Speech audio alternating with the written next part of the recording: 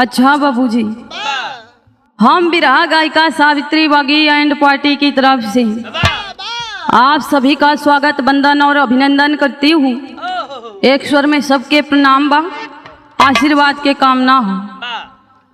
Prayag Ganga studio के माध्यम से आप लोगों के बीच में परम पूजनीय कवि जी श्री राम गुलाब मौर्य और हमारे बड़े भैया आशीष भैया की देख रेख में आप लोगन के बीच में एक नया विरहा कांड लेकर के आई हूँ।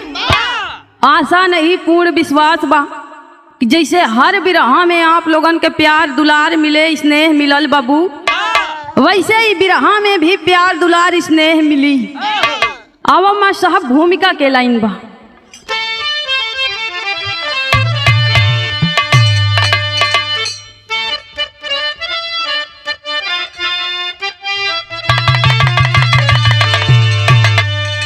माता की गोदी में दो नूर पैदा, बेटा यो बेटी कहती है दुनिया, मुकद्दर के मालिक ये हम पूछते हैं, बेटी को क्यों ये रुलाती है दुनिया, स्वार्थी बन रहे क्यों सभी रिश्ते नाते, सताने में बेटी को पाती है दुनिया, और कभी राम गुलाब आज रोती कलम है, मौत की नींद बेटी को सुलाती है दुनिया।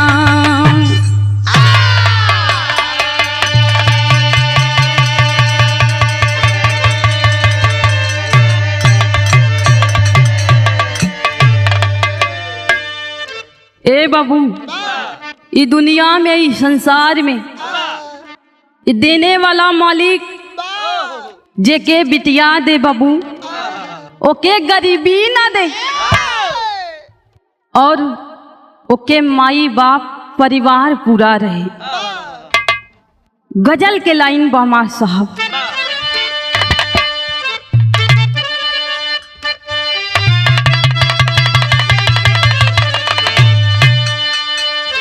कौनो प्रेमी और प्रेमिका के बीच के बात बा। ए भैया, प्रेमी कहे का कहे मां साहब, अखियां लड़ल बजब से,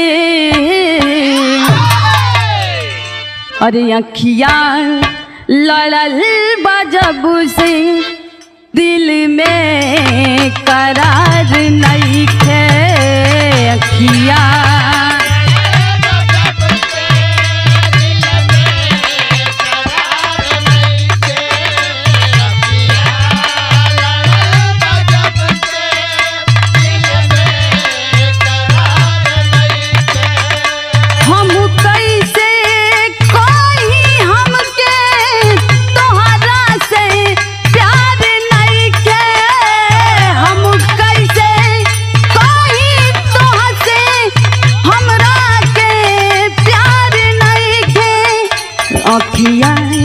लड़ल बजब से, दिल में करार नहीं है।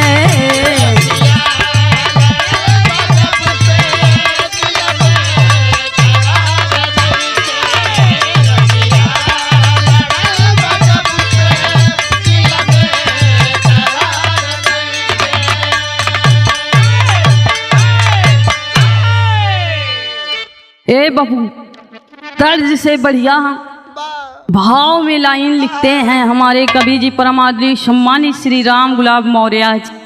कैसे मां साहब,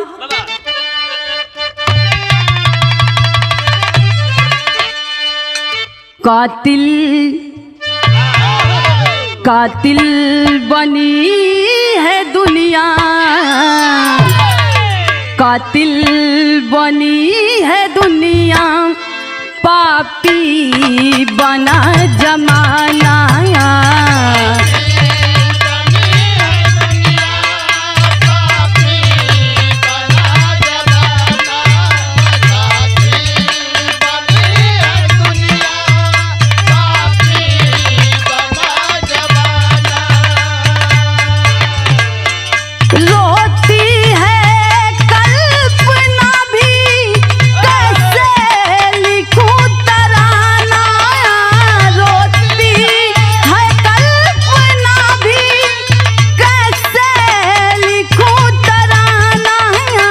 कातिल बनी है दुनिया, पापी बना जमाना।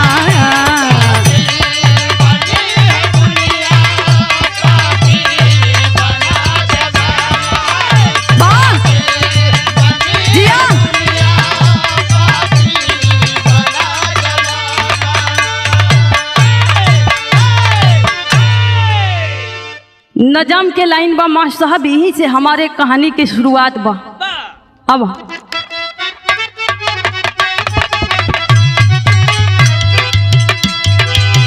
गीता में अर्जुन को भगवान ने उपदेश दिया,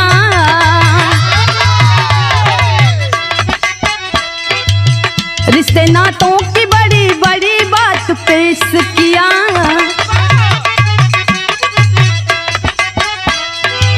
कहे अर्जुन से बोलो किसके लिए रोते हो,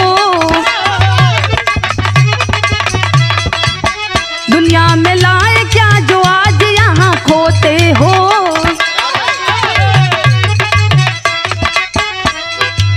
प्रांत बिहार का एक छोटा सा फसाना है, पत्नी पर मिला राम मंडल का घराना है। अजय अनीता बड़े प्यारे प्यारे बच्चे हैं, 8 और 10 की उम्र बच्चे बड़े अच्छे हैं।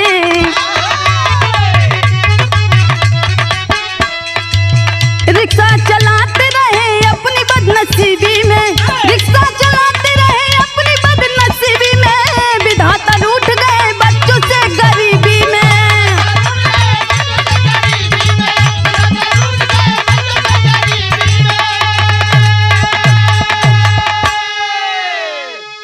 ए बाबू, प्रांत बिहार में एक छोटा सा गांव माधोपुर, गांव के नाम माधोपुर, वही माधोपुर में रहे वाला एक छोटा परिवार, परिवार के मुखिया का नाम राम मंडल बताया गया।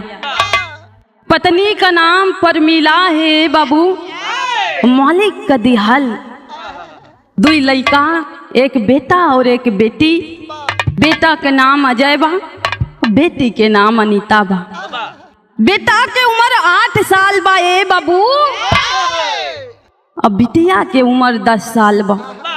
राम मंडल जी गरीबी में रिक्शा चला करके किसी तरह से अपने परिवार को पालन पोषण कर रहे हैं, अपने परिवार को चला रहे हैं ए बाबू। तबले भइल का एक लाइन गीत बदल गई माँ साहब।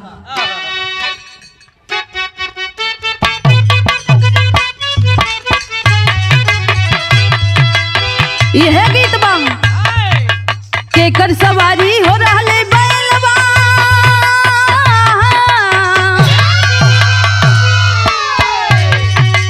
केकर सवारी हो रहले बैलवा, केकरा भैंसवा हो केकर रहले ना, आई हो केकर रहले ना, ऊ आई चुलबुल मुसावा हो केकर रहले ना।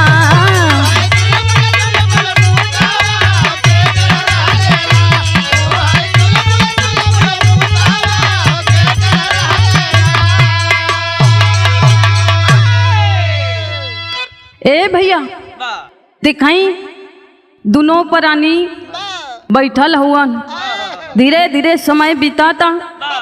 एक दिन दोनों प्राणी कैलन का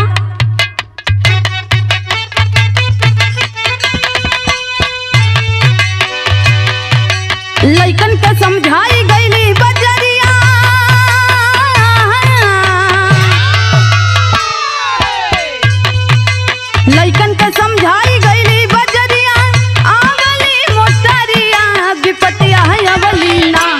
आई हो विपत्तिया अवलीना, घटना घटली बीच बजारिया, विपत्तिया अवलीना।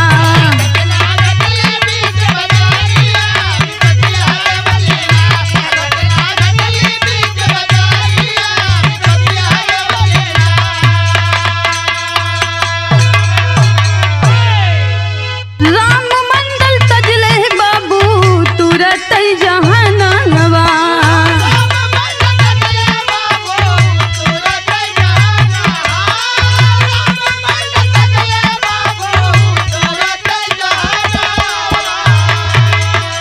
बिटिया बुलाई समझावेली मयनवा।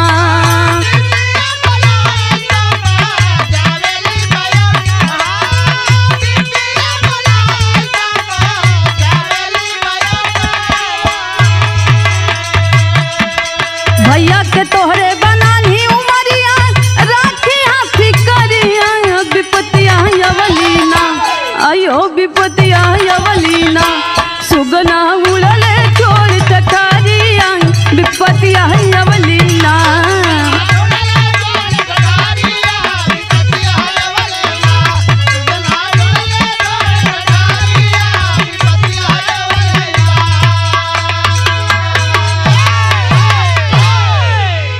ए बाबू, आखिरकार में दोनों लइकन के समझा के दोनों प्राणी बाजार से कुछ सामान खरीदे खातिर गइलन। वही रोडिया पे ये बाबू एक्सीडेंट भइल बा, मोटर कार से एक्सीडेंट भइल और दोनों प्राणी ये बाबू वही रोड पे गिर गइलन। रोड पे गिर गइलन बाबू, तमाम लोग इकट्ठा हो गए, ले जाकर के हॉस्पिटल में भर्ती करा दिए। ये बाबू डॉक्टर साहब बतौलन बाबू राम मंडल जी इस दुनिया को छोड़कर चले गए हैं। ए बाबू मतारी की ज्यादा चोट लगल बा, पर मिला के ज्यादा चोट लगल बा। अपने दोनों लइकन के याद करत मतारी रोई करके बाबू आखिरकार में गाँव के लोगवन से कहा था कि हमरे बिटिया और बेटवा के ले आके हमसे भेंट करा दी। लोग बेटा और बेटी की जब हॉस्पिटल में लाई गईलन है बाबू, आज पर मिला अपने बिटिया के हाथ, अपने बिटिया के हाथ में बेटा के हाथ रख ले बा। बेटी से कहा था कि ए बेटी, बाबू तो हाथ दुनिया छोड़ के चल गईलन रे बेटी, हमरो जिंदगी के कौनो भरोसा नहीं बा, इतना ज्यादा चोट लगल बा बेटी, अगर हमके कुछ हो जाए ना नीता तभी अपने भैया के माई और बापू बहन सबके प्यार दिया, अपने ये भैया के भरण पोषण अच्छे से करिया। ए अनीता, हमारी बात याद रखियो रे अनीता, कि हमारे बेटा के सहारा तू बड़े। ये बतिया कहत कहत ए बापू ये दुनिया छोड़ के ये पिंजरा से पंछी फरार हो गई। दोनों लड़का माई बाबू को देख देख के रोए लगलन। पूरा लोगन के आंखों में आंसू बा। लाश ए बाबू पोस्टमार्टम के खातिर गईल, पोस्टमार्टम भइल बा। लाश जब दुआरा पे अली है बाबू, वही समय के भाव मास्टर साहब एक लाइन गीत बदल गई।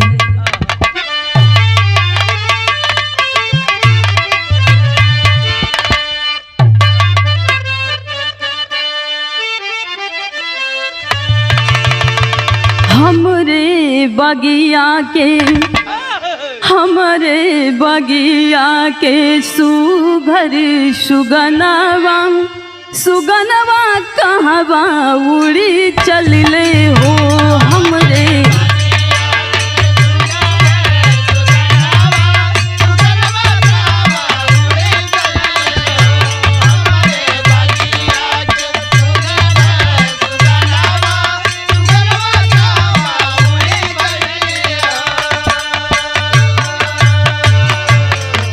लसिया पे गिर के बाबू दोनों लड़का रोआ तड़ी।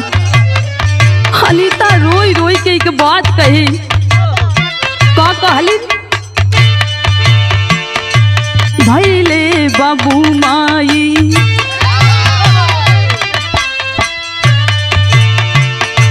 भैले बाबू माई संगवे सपनावा भवन मायाज सुन भैले हो।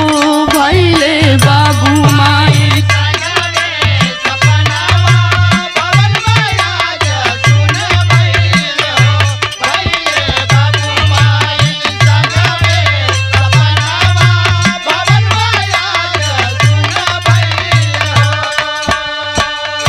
रोवई बहिनी के रोवई बहिनी के देखी के बिरनवा भवन मायाज सुन भैले हो। रोवई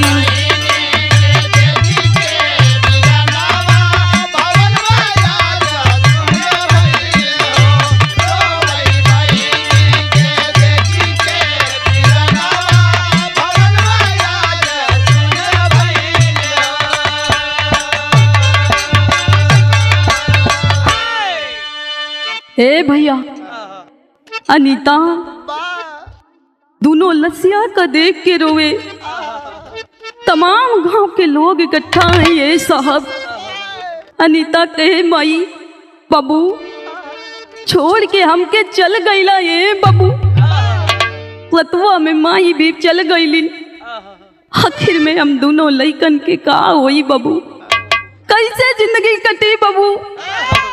अनीता घर के भीतर ही गईल बा ए बाबू, लेकिन घरवा में न पैसा बा न कौड़ी बा ए साहब। अनीता मनवा में सोचे लगल कि वारे विधाता कि कैसन दिन दिखौला रे विधाता। आज माई और बाबू के लसिया दुआरे पड़ल बा। अंतिम संस्कार करे खातिर न एको रुपया बा न पैसा बा। रो के अनीता कहलिन का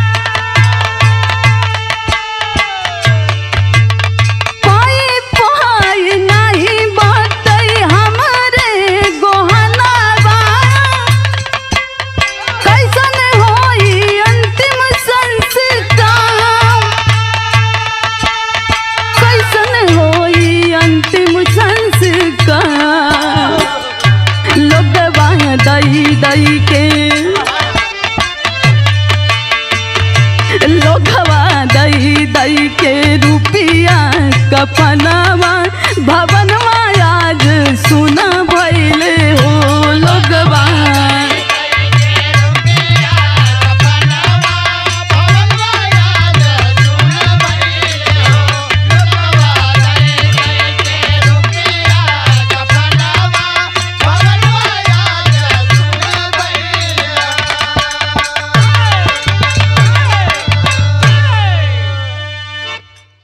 ऐ बाबू अनीता के कुछ समझ ना आवता कि आखिर में करी का। माई बाबू के अंतिम संस्कार कैसे करी।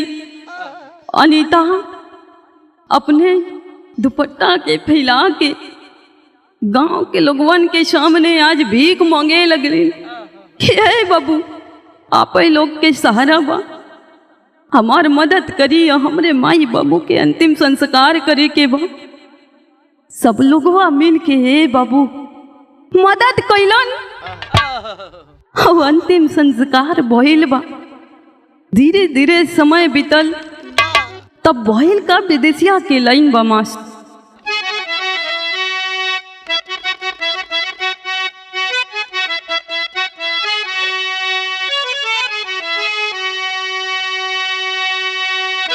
अजय अनीता के बा नानी उमरिया हो और बिरना के मुहावानी हरेली बाहिली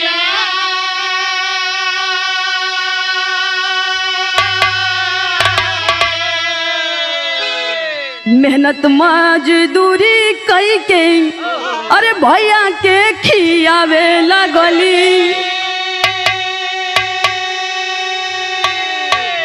16 बसंत आयल गदरल जवानी।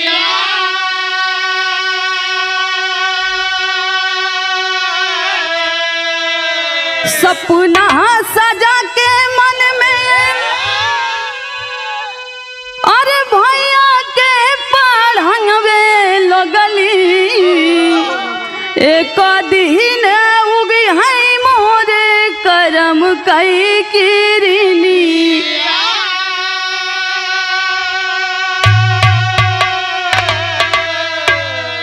इंटर बीए पास भइले अरे आजा यह बीरनवा हो। एक दिन बहिनी से बोले ले बचनी।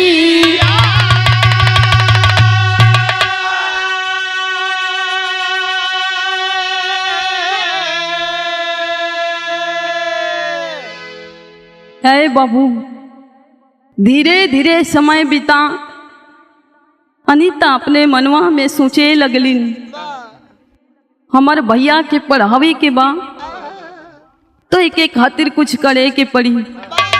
गौवा में जाके बाबू जी लोग जो भी काम दे वही कमवा करे लगलिन। बर्तन चौका चूल्हा काहे के अपने भाई के पढ़ावे लगलिन।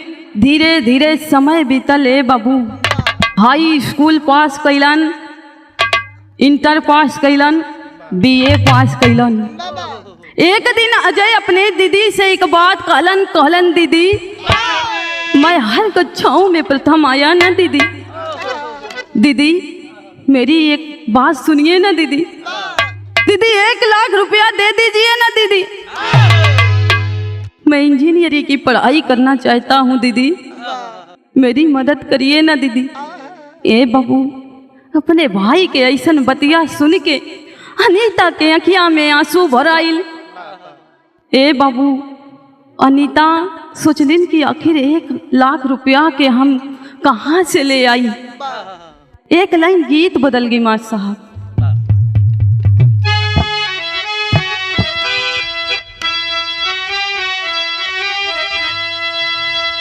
आया है बलम का हमरे बिगवाम, अरे राम बलम का हमरे बिगवाम। अरे लई गावा उठाई हो बलम का हमरे बिगवा।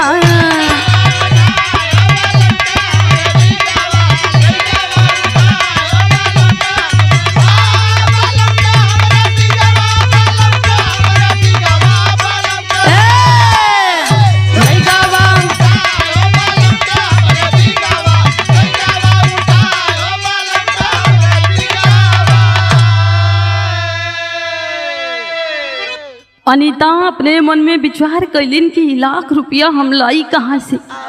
आज अपने भाई के पढ़ा लिखा दिहब तो कल हमारे है भाई हमारे सहारा बनी। ए बाबू विचार कैलिन अनीता कैलिन का। आया है पटना है अस्पतालिया, आया है पटना है अस्पतालिया। अरे अनीता गैली आई हो पटना है अस्पतालिया।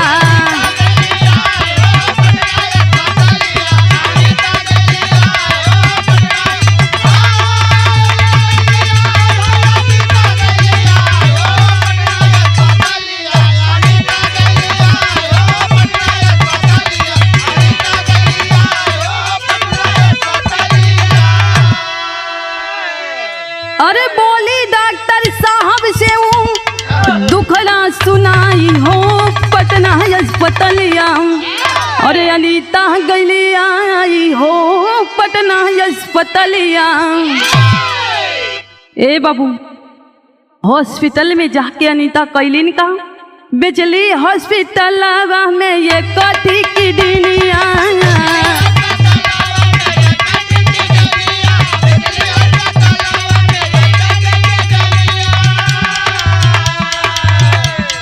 लाख रुपया लेके घर आइली बहिनिया।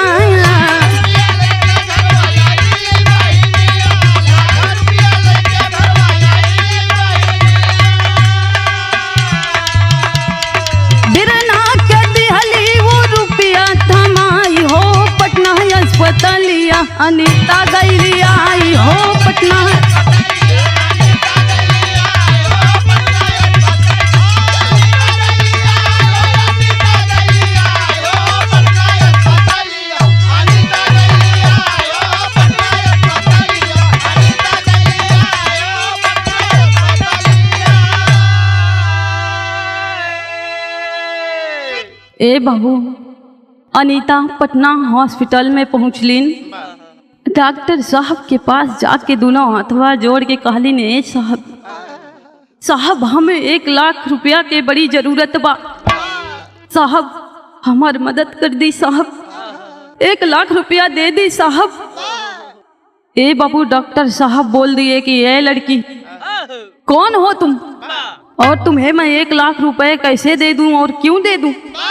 ए बाबू, अनीता दोनों हाथवा जोड़ के कहलिन, साहब हम अनीता है, हमार माई बाबू बचपन में हमके छोड़ के चल गईलन। भाई के पढ़ावे के बा, हमके 1 लाख रुपया के जरूरत बा। ए साहब हमार एक किडनी निकाल ली साहब, हमके 1 लाख रुपया दे दी। ए बाबू, डॉक्टर साहब कहलन, ए अनीता ये कैसी बात करती हो? तुम्हारी एक किडनी लेकर के मैं 1 लाख रुपया दूंगा तो तुम्हारी जिंदगी का क्या होगा? अनीता पहुआ पकड़ के गिड़गिड़ाए लगली। ने बाबू कहली, ने साहब हमरे खातिर 1 लाख रुपया बड़ा जरूरी बा, हमारे एक किडनी ले ली साहब, हम पे दया करी, 1 लाख रुपया दे दी। अनीता के बार बार कहने पर ए बाबू, डॉक्टर साहब अनीता का एक किडनी ले करके 1 लाख रुपया अनीता को दिए। ए बाबू, अनीता 1 लाख रुपया घर भेज देलिन। भाई अजय 1 लाख रुपया जब मिला बाबू, जा करके इंजीनियरिंग की पढ़ाई करने लगा। इंजीनियरिंग की पढ़ाई करे लगलन तब भैल का एक लाइन गीत बदल गई मास्टर साहब।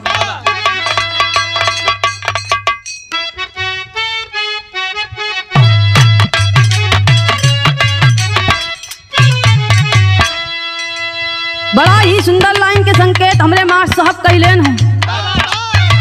ये गांव के माई बहिन लोग शादी में विवाह गीत गावेली। कैसे मास्टर साहब?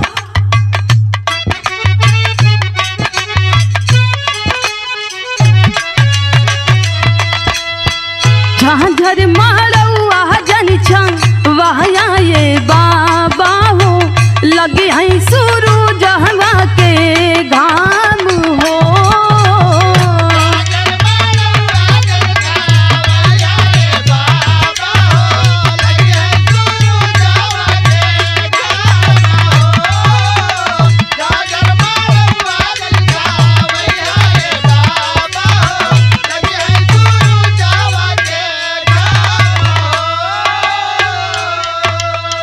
आधे मड़उआ में गहुआ के लोग गवा हो, आधे मड़उआ में गहुआ के लोग गवा हो, आधे में दूल्हा हमारी हो।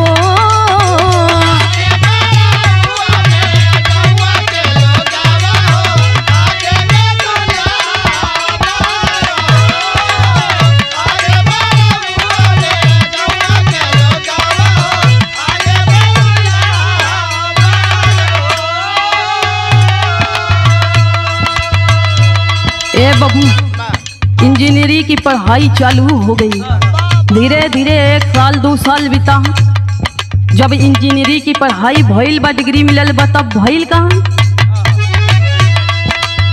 डिग्री इंजीनियर कई लिहले बीरानावा हो, डिग्री इंजीनियर कई लिहले बीरानावा हो, बहिनी से कहीं समझाई हो।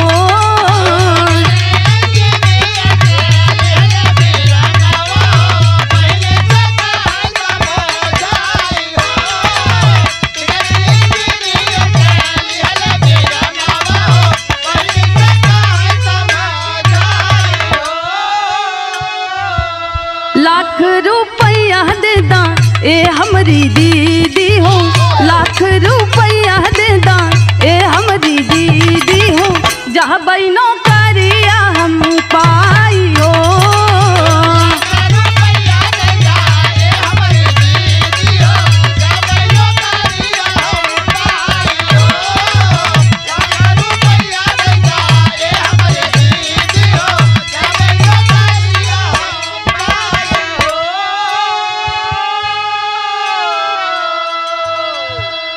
नौकरी दिलावे खातिर बेचली नयनवा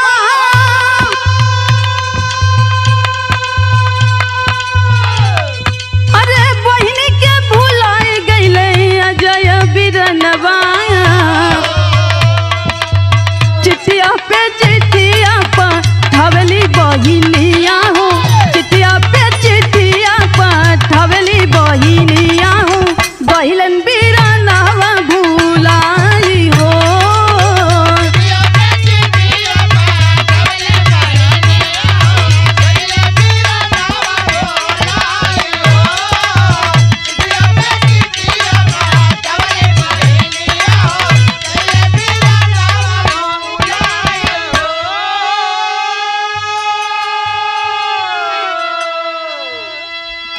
ए भैया इंजीनियरी के डिग्री अजय के मिलल बा।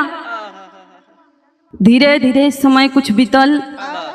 अपने दीदी से एक बात अजय कहलन ए दीदी इंजीनियरी की पढ़ाई पूरी भइल बा दीदी, अगर 1 लाख रुपया के कहूँ से जुगाड़ हो जाई ना दीदी तो हम नौकरी पा जाइब दीदी, अब बढ़िया से अपन लोग के जिंदगी कटी।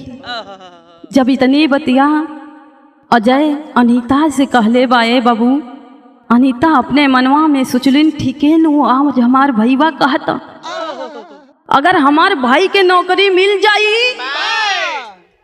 तब हमार जिंदगी बढ़िया से कटी, हमार भैया की जिंदगी बढ़िया से कटी। इस जिंदगी में जितना दुख झेलले है ये जिंदगी हमार सुखमय हो जाई। ए बाबू आखिरकार में अनीता फिर से वही डॉक्टर साहब के पास पहुंचलिन, दोनों हथवा जोड़ के कहलिन ए साहब 1 लाख रुपया हमके और दे दी साहब, इतनी दया कर दी साहब, ये 1 लाख रुपया हमके दे दी, हमार भाई नौकरी पा जाई साहब, आपके बड़ा उपकार होई साहब। ए बाबू डॉक्टर साहब अनीता के समझावे लगलन, ए अनीता ये कैसन बात कर रहल बाड़ी, एक किडनी तो पहले ही अपन दे चुकल बाड़ू, आखिर में अब का करबू तो 1 लाख रुपया मिली। लेकिन ए बाबू अनीता गुड़वा के पकड़ के लगलिन गिड़गिड़ाए, ए साहब डॉक्टर साहब हमार बतिया सुनी ना, हमारे एक आँखी ले ली लेकिन हमरे 1 लाख रुपया हमका दे दी, हमके बड़ी जरूरत था। ए बाबू अनीता बार बार यही बात कह रही है, गिड़गिड़ा रही है, वहां से हट नहीं रही है।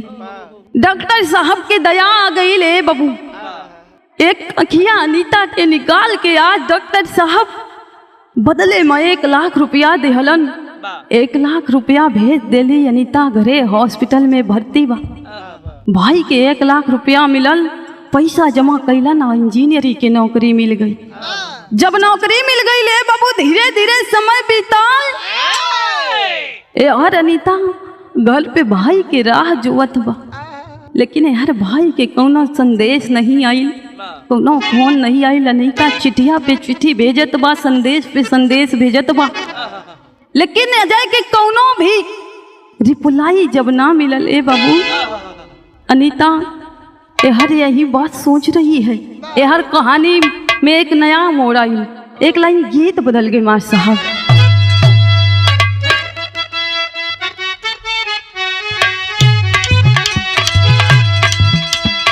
सैया के साथ मोरैया में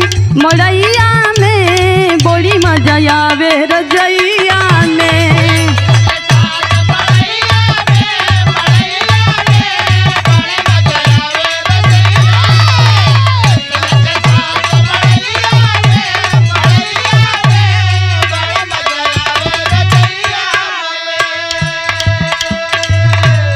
नौकरी मिलल बा तब भइल का, फेसबुक चैटिंग पे चैट भइली, बतन में बात सेट भइली।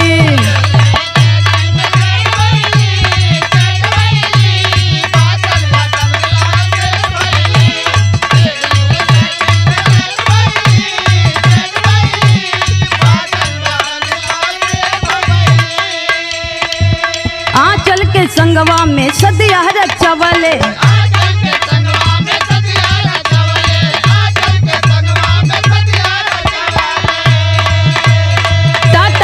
नगरिया में जाई बस गईले।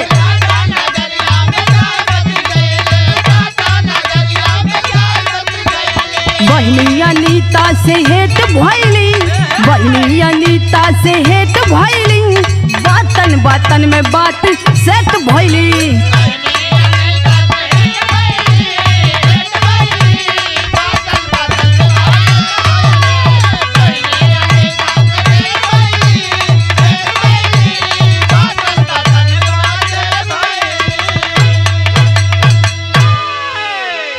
ए बाबू नौकरी मिल गई जो बजाय की, जाके टाटा नगरी में रहे लगल। धीरे धीरे समय बीतल, फेसबुक पे मोबाइल से चैटिंग में बात होता। कैसे? आंचल नाम के एक लड़की से बात होने लगी है बाबू, बात बात में। आजकल के जमाना ही है बाबू, बात बात में बात कहाँ तक पहुँच जाई ये सब के मालूम बा, बतावे के जरूरत नहीं बाबा बुझू। बात बात में बाबू बात यहाँ तक भइल, दोनों मिलकर के लव मैरिज शादी किए हैं। शादी भइल बा और धीरे धीरे समय बीतल, ए हर बहन के खोज खबर भाई करत ना बा। अजय कोनो खोज खबर जब बहन के ना लिहलन है बाबू, गौवा के लोग एक दिन अनीता से कहलन, ए अनीता तोहर ऐसन दशा बा, तोहर तबीयत इतनी खराब हो जात बा, कहे ना अपने भाई के पास चल जा तू। ए बाबू अनीता जब इतनी बतिया सुनलिन, अनीता अपने मनवा में सोचलिन कि आखिर हम करी का। गौवा के लोगवा कुछ खाए बदे दे देले बाबू तो खा लेलिन, नहीं तो ऐसे कुछ दिन भूखल बीत जाए, कुछ दिन मिले कुछ दिन ना मिले। धीरे धीरे समय बीतता, एक लाइन गीत बदल गई मास्टर साहब।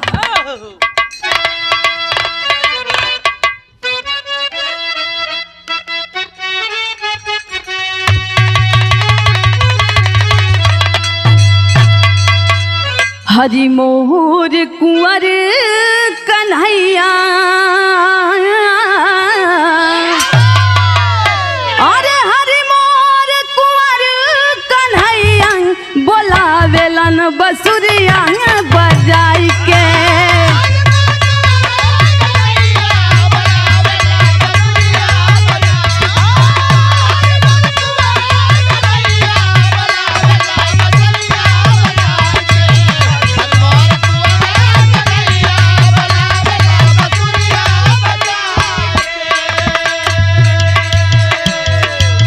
ए हर अनीता का कैलिन बाबू,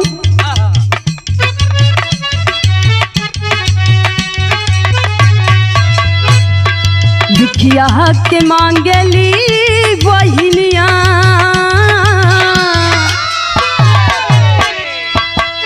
अरे भिखिया के मांगेली बहिनिया, पहुँच गईली टाटा है नगरिया।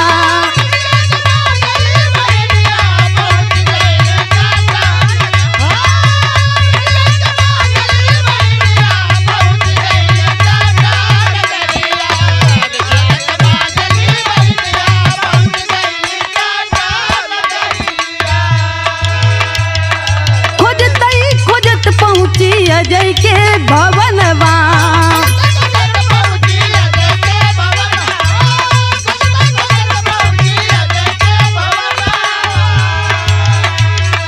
बहिन के पहचाने नाही बिरनवा हो, नाही बिरनवा।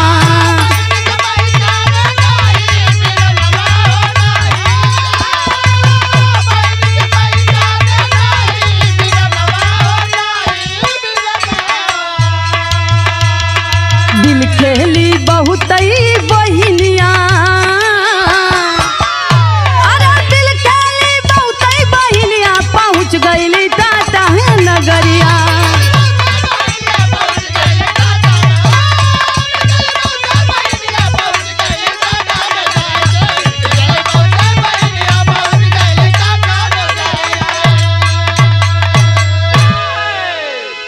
ए बाबू अनीता आखिरकार में भीख मांग करके अपन गुजर बसर करे लगली। भिखिया मांगत मांगत ए बाबू आखिरकार में अनीता टाटा नगरी में पहुंच गई। टाटा नगरी में जब पहुंचली भीख मांगत मांगत एक दिन अपने भाई के भवन के सामने पहुंच गई। आलीशान भवन बना हुआ था। जब घर के सामने पहुंचली नौकर से अजय बात कर रहा है, कुछ काम में गलती हुई डांट रहा है, लेकिन ए बाबू अवजिया अनीता के कान तक पहुंचल बा। अनीता के कान तक जब आवाज पहुंचल ए बाबू, अनीता पहचान गई अनीता। भाई के पास जा करके कहे ए भैया, ए बबुआ तू अजय हुआ ना? ए बाबू अजय कुछ बोलत नहीं बा। अजय कुछ ना बोलन। अनीता कहली अरे पगला, हम तोर बहिन अनीता ही रे पगला, हम तोर बहिन है। ए बाबू अजय कहला से भिखारन, भिखारन ये कैसी बात करती है? कहाँ तू और कहाँ मैं तेरा भाई कैसे हो सकता हूँ? ए बाबू अनीता के आँखी से झरझर आंसू बहे लगल। अनीता कहली ना रे भाई, हम तोर बही नहीं हुए, बही नहीं जोन तुके पाल पोछ के इतना बड़ा कैली। माई बाबू के जाए के बाद जोन तुके पढ़ौली लिखौली, वही तोर बही अनीता ही रे पगला। एक ऐसन बात करत करे रे पगला। ए बाबू अजय अनीता के एको बात सुनत नहीं बा। अनीता जा करके गलवा से मिल गईलिन और रोए लगलिन।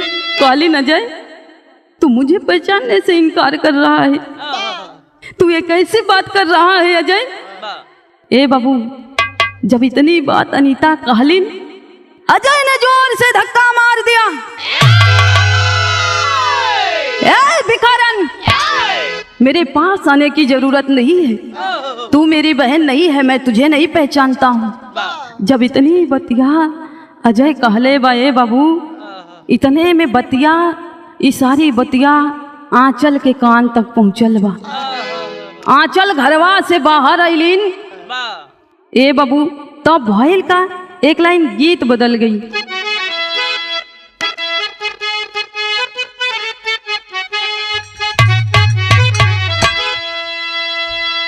ई कौनो दुलही के दर्द बा। दुलही के पिया आधी रात में दुलही के छोड़ के चल गईलन नाच देखे। वो दुलहिया कहा था मास्टर साहब,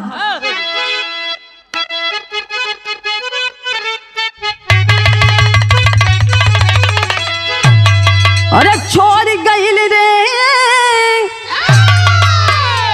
छोड़ गईल रे रात सुतले सजरिया पे, छोड़ गईल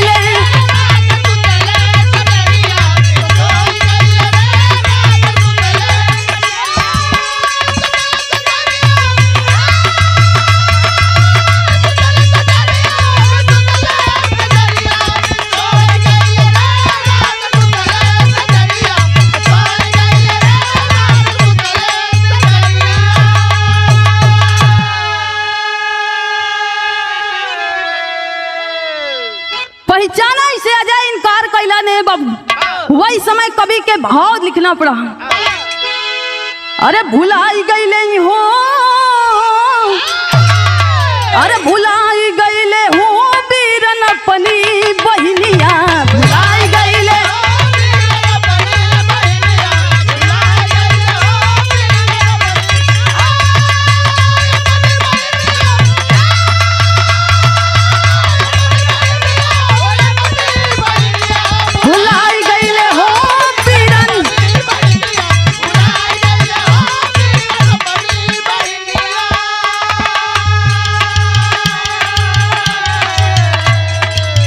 कही के भिखारन दिहल दुरिया आई।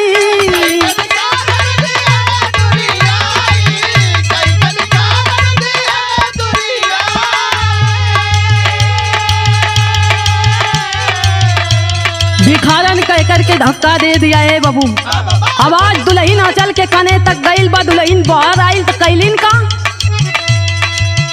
आई के आंचल दिहलिन थपरा जमाई।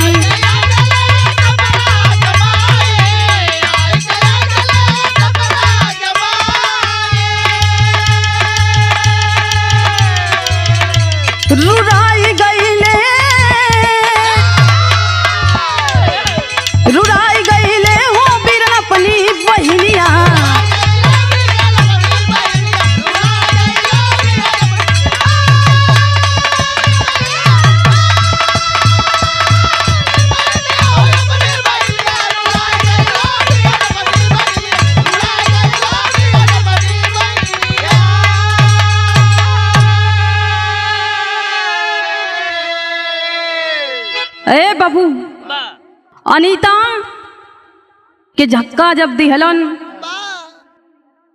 अजय ए हर अनीता के भौजाई आंचल के कान तक आवाज गईल बा, बहरा आंचल आई कही का बात बा, ई भिखारिन काहे लड़ाता। ए बाबू अजय कहलन ई भिखारिनिया हमके अपन भाई बतावाता। ए बाबू जब इतनी बतिया आंचल सुन ले बा, धक्का दिहली और कहली ए भिखारन मेरे पति को अपना भाई बताती है, बड़ा घर दिखा कि नहीं, चाहे जो भी चाहे जैसा रिश्ता बनाओगी।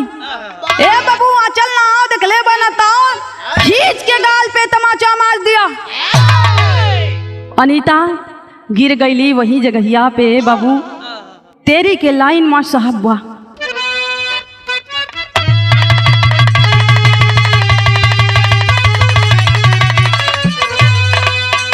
विधना के बांधल डोरी टूट गई, अरे राम विधना के हो विधना के बांधल डोरी टूट गई, दानव बना है मानव हुई कल्पना, कोरी है कोरी है कोरी। विधना के बांधल डोरी टूट गई, दानव बना है मानव भाई कल्पना कोरी, विधना के बांधल डोरी टूट गई। ए बाबू भाई बहन का रिश्ता। अनीता गिरले बात अपने मनवा में सोचे लगल कि वाह रे विधाता, भाई बहन का रिश्ता सबसे पवित्र रिश्ता होला, आज ये रिश्ता से भी धोखा मिल गई। आखिरकार में ए बाबू अपने मनवा में सोचे लगल, कहे ए माई तू तो छोड़ के चल गईलू रे माई, आज जौने भाई के हम इतना पढ़ौली लिखौली, जोन तो के वचन देहले रहली ए माई, सब कुछ कैली जौने भाई के खातिर रे माई, आज हर भाई रे इतना हमके पहचान ऐसे मना करता। ए बाबू अनीता रोई के एक बात कहलिन, पापट के लाइन बा माँ साहब,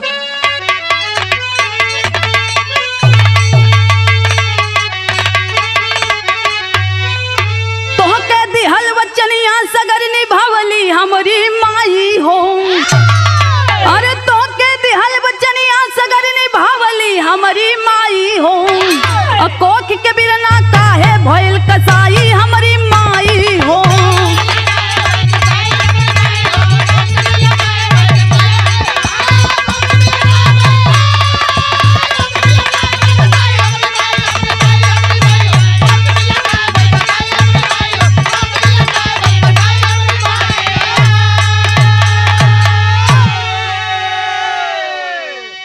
अनीता अपने आप के कुशिता कहे ए माई जौने भाई खातिर इतना सब कुछ कैली रे माई, आज और भाई हमका धोखा दे गई, पहचाने से मना कर दी हलन। एक ही कोखी के हम दोनों खून, एक ही घर के दीपक, एक ही कुल के उजियारा, लेकिन आज भाई के पवित्र रिश्ता से भी विश्वास उठ गई रे माई। अनीता रोवत बा। ए बाबू ए हर जमीन पर गिरी बा, आंचल ना आओ देखले ना ताओ, तमाचा पे तमाचा मराता। आल्हा के लाइन लगल माँ साहब,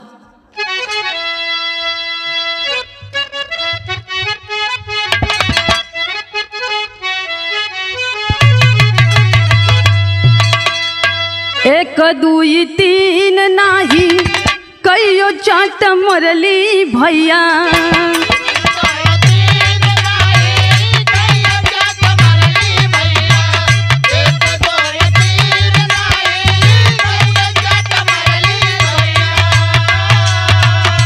भूखल प्यासल हुआ नीता चकरा,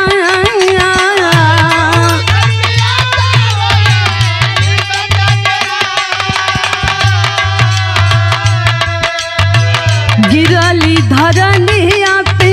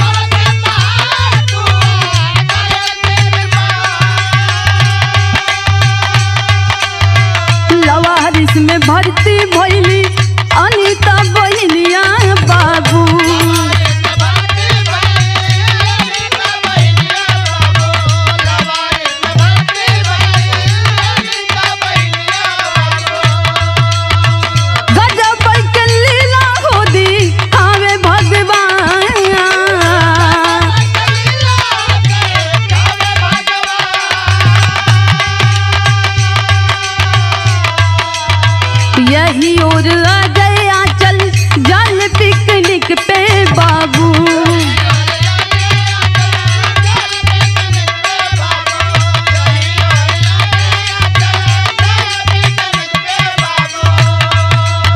रहिया में घट ना घटल बसरी माया,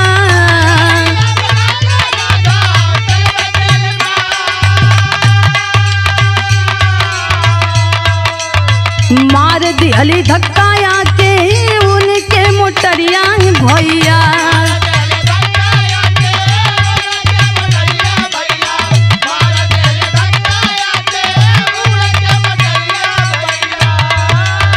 घायल भैले अजय आंचल, अरे भैले हो बेजान।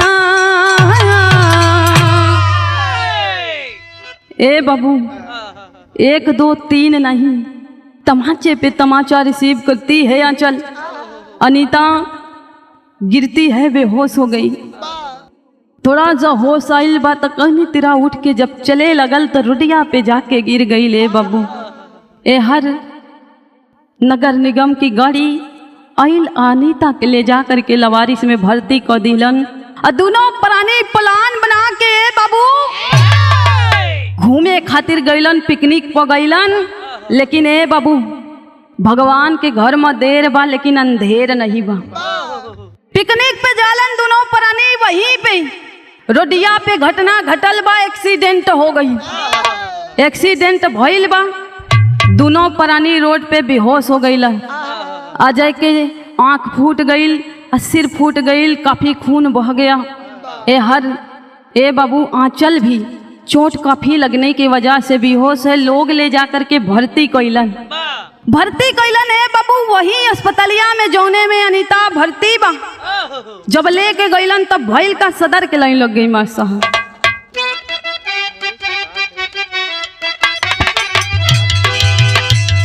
जौने अस्पतालिया में भर्ती बहिनिया,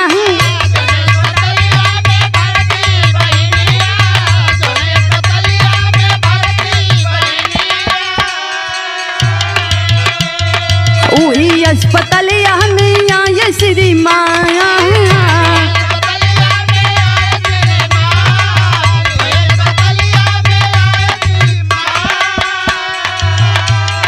रहले बेहोश अजय यहाँ चल परनिया,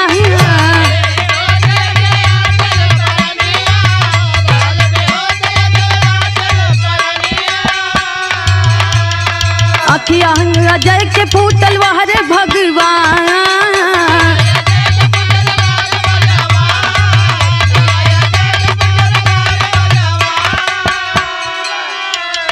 पौलिन खबर जब अनीता बहिनिया,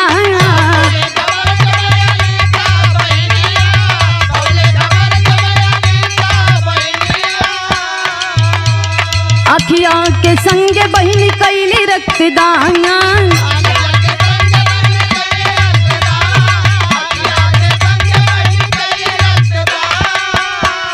लिख लिख के पाती बहिनी खैली जहरवा,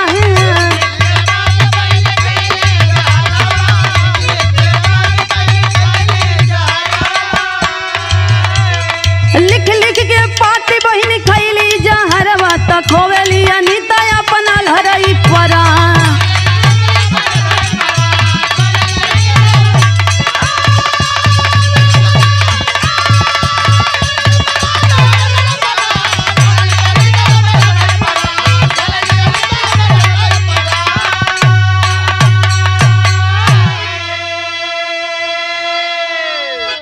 ए बाबू लोग ले जाकर के उसी अस्पताल में भर्ती कर दिए जिसमें बहन भर्ती थी। ए बाबू असंजोग देखी वही डॉक्टर साहब जो अनीता का इलाज कर रहे हैं, वही डॉक्टर साहब यार अजय और आंचल का भी इलाज कर रहे हैं। अजय और आंचल का इलाज करके गईलन है बाबू अनीता के पास। अनीता से बतावे लगलन है अनीता आज बड़ी ही खतरनाक एक घटना भइल बा, एक्सीडेंट भइल बा। वो एक्सीडेंट में अजय नाम के एक लड़का जो पेशे से इंजीनियर है, एक्सीडेंट भइल बा, सर में चोट लगल बा, काफी खून बह गईल बा, आंख भी फूट गईल बा। आंचल उसकी पत्नी है, उसे भी चोट लगी है, बेहोश है। ए बाबू जब इतनी बतिया अनीता सुनलीन हो बाबू, अनीता के अखिया से झरझर आंसू बहे लगल। ए पंचो अनीता काली ने साहब जितना भी खून चाहिए हमरे शरीर से निकाल ली, लेकिन ये हमार भाई बा एके बचाई ली साहब। हमारे एक आंख निकाल के ओके दे दी, वैसे भी हमारी जिंदगी अब कौनो काम के ना बा। ले जाके अखिया हमर लगा दी साहब हमरे भैया के। ए बाबू डॉक्टर साहब कहलन वाह रे अनीता तू धन्य है अनीता। ए बाबू आखिरकार में डॉक्टर साहब अनीता के अखिया ले जा करके ओके भाई के लगौलन। खूनवा जितना जरूरत रहे अनीता के शरीर से निकाल के जब अजय के चढ़ौलन। ए बाबू डॉक्टर साहब हर इलाज करत हुवन। ए हर अनीता अपने मन में सोचलिन कि अभी जिंदगी कौने काम के बा। चिट्ठी लिखलिन और चिट्ठी लिख करके जहर खा करके इस दुनिया के छोड़ के चल गईलिन। ए बाबू चिट्ठिया वही मुड़वनिया के रखल बा। जब डॉक्टर साहब फिर से अइलन इलाज के खातिर ए बाबू देखलन कि अनीता ये दुनिया छोड़ के चल गई। चिट्ठिया के उठा के जब डॉक्टर साहब पढ़लन चिट्ठिया तो चिट्ठिया में लिखल का बा माँ साहब खड़ी के लाइन बा।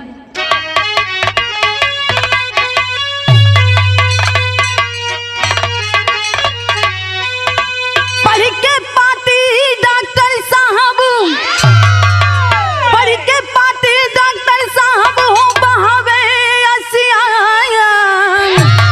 अरे दिहा कबहू ना साहेब हो भाई के लसिया।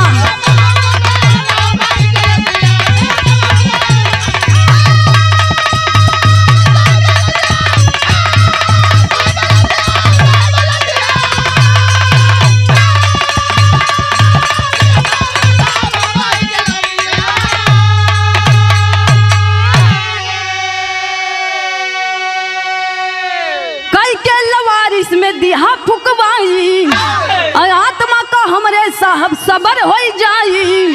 अरे जेके पलली पढ़वली बेची अपन मसिया। जेके पलली पढ़वली बेची अपन मसिया। दिहा कबहू ना साहेब हो भाई के लसिया।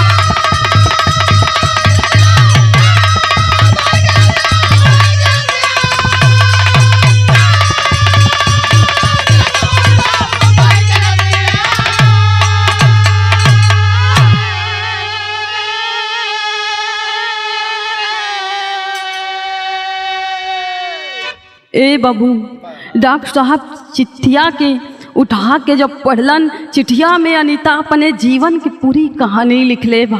कहा का ओकरे जिंदगी में भइल बा और कैसे भइल बा सब लिख के बाबू ये दुनिया छोड़ के चल गई। जब चिट्ठिया पढ़लेन साहब डॉक्टर साहब चिट्ठिया पढ़लेन है साहब अखिया से झरझर आंसू बहे लगल। कहलन वाह रे अनीता अगर बहन हो तो तोहरे अनिहन हो, लेकिन जैसा नहीं भाई बा ऐसन भाई दुनिया में केहू के ना मिले। ए बाबू भाई और बहन का रिश्ता भी यहाँ तार तार हो गया। ये कैसा समाज है, ये कैसी विडंबना है।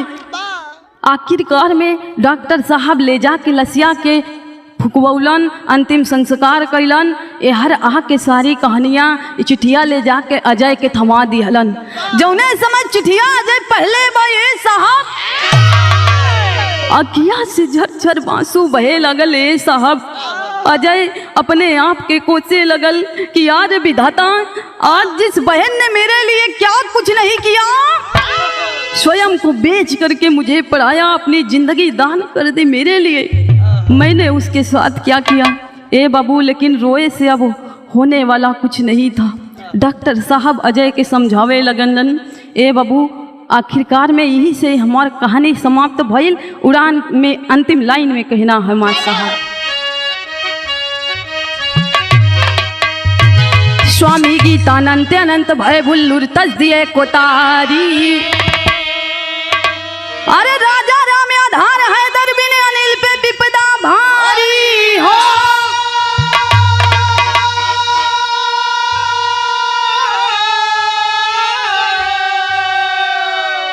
विधना के बांधल डोरी टूट गई। अरे राम विधना के